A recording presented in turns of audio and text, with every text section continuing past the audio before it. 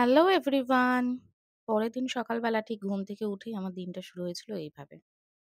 ১ম এ উঠেই আমি ওর হাতটা আগে চেক করলাম যে হাতটার কি অবস্থা। আর যেহেতু ঘুমাচ্ছিল খুব ভালোভাবে দেখে নিয়েছিলাম যে নখটা প্রায় উঠে গেছে, হালকা একটু চামড়ার সাথে ঠেকে আছে। তার পরের দিন বলেছিল যে বাড়িতেই ড্রেসিং করতে। তো সেইজন্য ড্রেসিং করার চেষ্টাটা করছিলাম। যেটা ও একদমই করতে দিচ্ছিল না। খুবই ভয় পাচ্ছিল। আর তার থেকে বড় কথা ব্যথা তো মারাত্মক হয়েছিল। তো বলতে পারো যে পরপর ২ টো দিন ৩ টে দিন আমাদের এইভাবেই গেছে ওকে নিয়ে। বাড়ির একটা বাচ্চার যদি কোনো কিছু হয় না, পুরো সবার না মাথা খারাপ হয়ে যায়। কে যে কি করবে কিছুই বোঝা যায় না। আগে ওকে ড্রেসিং করাচ্ছি যাতে হাতটা তাড়াতাড়ি সেরে যায়। এটাই চিন্তা ছিল বারবার। আর ও একটু না ঘ্যান করছিল। যতই খেলুক, যতটাই চিৎকার চেঁচামেচি করুক না কেন, তার মাঝখানে একবার হলেও এসে বলছিল, "মাম্মাম ব্যথা করছে।" আর সেই জিনিসটা না আমরা শুনতে একদমই ভালো লাগছিল না। আমরা কেন? যেকোনো বাবা-মারই শুনতে ভালো লাগবে না। বারবার এসে ব্যথা করছে, কষ্ট হচ্ছে।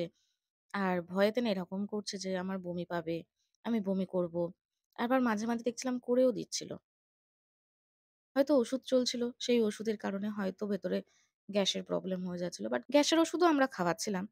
তারপরেও ও এরকম করছিল। আর দেখতেই পাচ্ছ তো ভয়েতে ও দেখবে না। ওর হাতে যে ড্রেসিং করা হচ্ছে ওটা খোলা হয়েছে, ও ভয়েতে দেখবে না। "মাম্মাম আমি দেখব না, ওটা দেখব না।" ভীষণ কান্নাকাটি করছিল। তারপরেও খুব সাবধানে ধীরে সাস্তে আমরা আস্তে ওর হাতে ড্রেসিংটা করাই। তো ওখান থেকে বলেই দিয়েছিল যে আর নিয়ে যাওয়ার দরকার নেই। এটা শুধু বাড়িতে একটু খুলে পরিষ্কার করে দিয়ে আরেকবার ওষুধ লাগিয়ে ব্যান্ডেজটা করে দিলেই হয়ে যাবে। আর নিজে থেকেই এই নখটা উঠে যাবে, আবার নিজে থেকেই নখ গজাবে।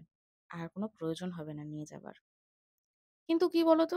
প্রত্যেক বছরই না ওর কিছু না কিছু হয়, এই ঠিক জামাই ষষ্ঠী আসার আগে।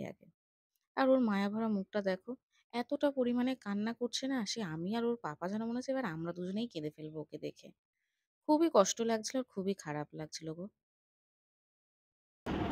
এখন না দাঁড়াও, এটাকে পেঁচিয়ে দিতে হবে। হাতটাকে সোজা কর। আরে ভগবান, লাগবে না। আমি করছি। সোজা কর। তুই আমার দিকে তাকা, তুই আমার দিকে তাকা। আঙুলটা সোজা কর।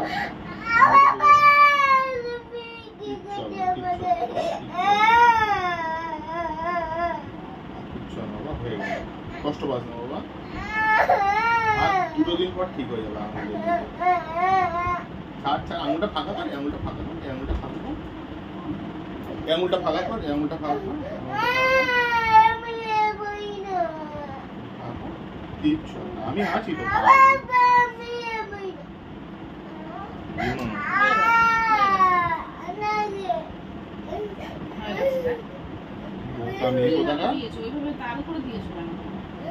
এইভাবেই দেয়।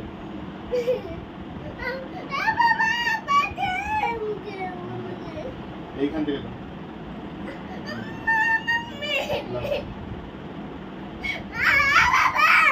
বোকা আছে, কাটো না এটাকে কাটো, কাটো, কাটো, এখান থেকে কাটো। ধরো, চলো। তোর মা পারে না বাবা, দাঁড়া। কিচ্ছু খুলবে না, কিচ্ছু খুলবে না, চুপ কর।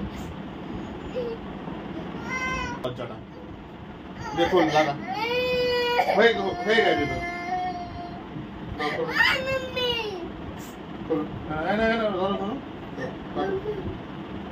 কাটো না তুমি।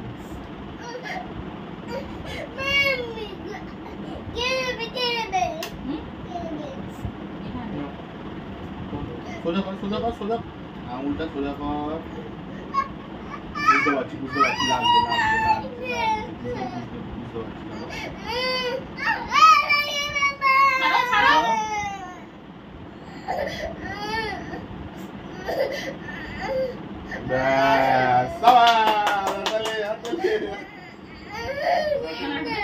না না না, কিছু দরকার নেই।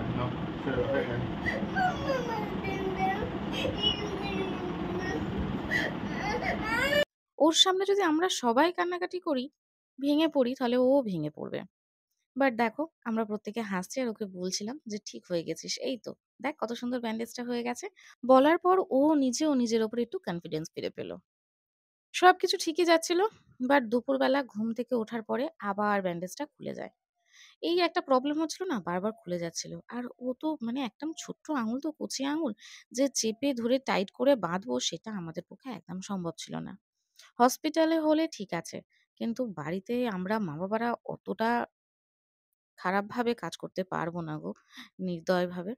তো সেজন্যে খুব একটা চেপে বাঁধছিলাম না বলে বারবার না খুলে যাচ্ছিল। আর ও যেহেতু ব্যথা করছে, কি চেপে বাঁধবো বলো তো এইটুখানি বাচ্চার? বিকেলবেলা যখন আবার খুলে গেল, তখন রনি এই বেটাডাইন ওষুধটা দিয়ে ভালো করে একটু মুছে দিল। যতটা পারল হালকা করে মুছে দেওয়ার চেষ্টা করল। তারপরে যে টি ব্যাগ মলমটা দিয়েছিল ওর হাতে লাগানোর জন্য, সেটাই একটু দিয়ে তারপরে ব্যান্ডেজটা করলাম। সকালে থেকে বিকালের ড্রেসিংটা বলতে পারো একটু বেটার হয়েছিল। যেহেতু এই বেটাডাইন ওষুধটা দিয়ে ভালো করে পরিষ্কার করে দেওয়া হয়েছিল। ভালো করে না, মোটামুটি।